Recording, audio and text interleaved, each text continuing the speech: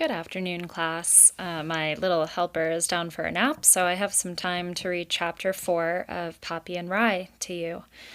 This chapter is called The Water Rises, and if you remember when we left off with Valerian and Clover, they were getting really worried because the beavers had built a dam where they were living by the brook, so the water was rising and they were afraid that their whole settlement where they lived was going to be underwater. So let's see what happens. The beavers built the dam higher. Inch by inch, the water rose. It licked the lower banks, then swallowed them whole. It crept and crawled and poked into every crevice, filling them up. It trickled along animal paths and washed them away. It sank flowers and grasses and turned them into soup. It slid between bushes and trees and drowned them, root, leaf, and branch. It made islands of low hills. It flooded nests. The water was unstoppable. Though Clover and Valerian could observe the water rising with their own eyes, they found it hard to accept that their nest was doomed. After all, they had lived in one place for years. During that time, how many storms had they weathered? How many droughts? How many cold winters? To all questions, the same answer: many. Why are the beavers doing this? The children asked. Be fair, Valerian said with a catch in his throat and a harassed look on his face. We don't own the brook, do we? Do you think beavers have as much right to live here as we do? But their pond is getting huge, one of the children objected. It's taking over everything. Valerian sighed. Maybe I can talk to them. So it was that Valerian, feeling apprehensive, trying to keep his gray whiskers neat, crept down to the shore of the newly created pond. The old brook had been surrounded by many trees. The new pond was encircled by chewed-off and jagged stumps. The old brook had been tranquil. The new pond fairly rattled with beavers hard at work. Even as Valerian stood there, he heard the sound of yet another tree crashing. He winced. Hello? He cried out across the pond. Can I speak to someone? To look around. Hey, old-timer, what's up?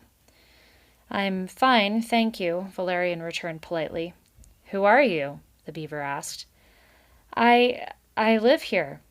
Do you? That's cool. What's happening, pal? I'd like to speak to Mr. Canad.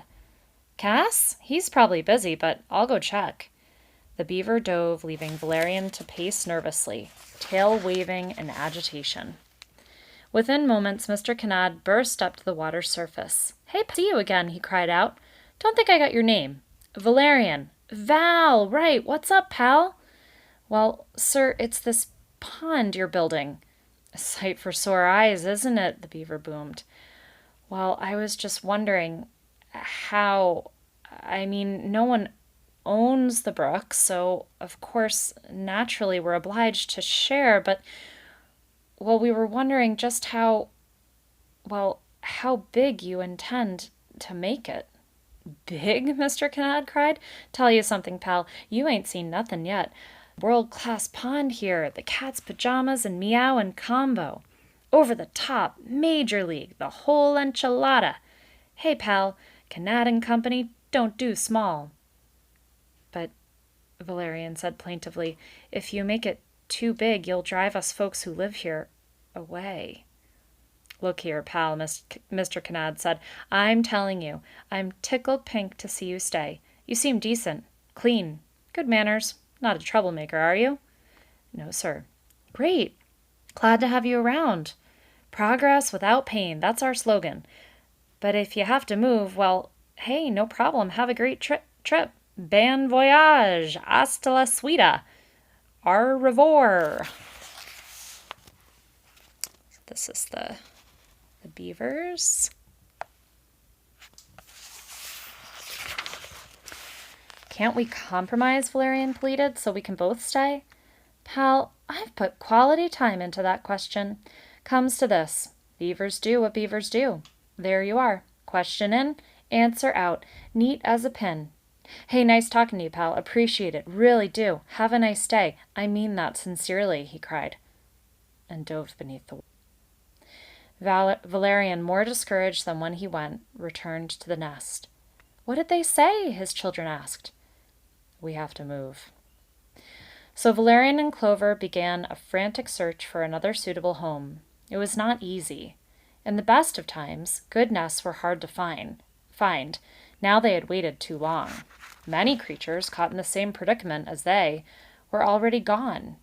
When the mice finally found an acceptable new home, it was on a hill cresting the ridge overlooking the new pond, a small, damp hole with a large cold boulder for a roof. The boulder was perched precariously atop the hill. As Valerian considered it, he worried that it wouldn't take much to set it rolling. That brought nightmarish visions of its tumbling away in the night, leaving his children exposed. Clover sighed. It'll have to do. I reckon it will, Valerian agreed, trying to hide his worries. Neither one mentioned that fitting 13 children into one dank, chilly nest was going to be difficult. Yet even after they found their new quarters, they put off moving. It was too painful. Only when the water began to trickle down their long entryway and make puddles in the middle of their main room did they finally pack their belongings. These belongings, already mildewed and sodden, were easy enough to gather and haul out of their tunnel. Much harder was the removal of their children. "Do we have to move?" the first complained. "But, Ma," said another, "what about my friends?" "The water isn't that bad," said a third. "We can make rafts, build a houseboat, swim from room to room. Be cool." And a fourth, "Do you really, really, really, really promise we'll come back when the water goes down?" "Dear, dear children," Clover said, trying unsuccessfully to keep back her tears. "We have to go." Of those children who still lived at home, Rye was the eldest. Like all the golden mice, he had fur of an earth color, a tail that was not very long, small round ears, and youthful downy whiskers. He did have a small notch in his right ear, but that was the result of a childhood accident. Rye had never left home. He claimed he stayed behind to help his parents with the youngsters. Others suggested it was because he enjoyed being the eldest, which he became once Ragweed had left. "Rye," Valerian said, "take yourself and some of your siblings and go search out the rest of the family. Let them know your mother and I have moved to higher ground. Tell them where." Rye's chest swelled with pride that it was he who had been called upon to inform his far-flung family about what was happening. Thistle, his by-one-litter younger sister, squeaked, "Do we have to go? We have to go to everybody?" She wasn't even sure how many brothers and sisters she had. "Absolutely," Valerian insisted, "all 63. "Now do hurry, Rye," Clover said. "It's urgent."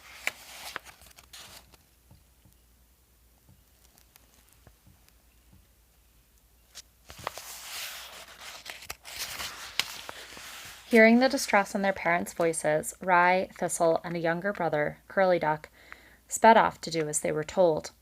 Later that day, the family moved. When the children were all out of the nest, Clover and Valerian took one last lingering look about their old home. Side by side, she short and plump, he tall and thin, they held paws. Suddenly, Clover said, "Valerian, what about Ragweed? What about him? Who's going to tell him where we've gone?" Valerian pulled his whiskers. "Clover, love, I'd say that when and if Ragweed gets back, he'll see for himself that things are changed. That's all." "What do you mean, if?" Clover asked tremulously. "Just saying, if we ever had a smart child, it's Ragweed when he comes looking." Clover and Valerian scampered out of the nest. Within hours, their old home was entirely underwater. So, as I was reading this chapter, I was thinking about Aerith and Poppy and how they're going to be looking for a brook, because that's what Ragweed described to Poppy when he was telling her about his home. So I think this is really putting a twist in the plans, and I'm hoping that Poppy and Aerith upon the family as they're exploring the western area or west of Dimwood Forest. Let's hope so, so that they get to meet each other. But we were also introduced to Rye during this chapter. So now Rye, and we know that he is the oldest of the children, now that Ragweed is no longer there. All right, I will be back tomorrow with chapter 5. Have a great afternoon.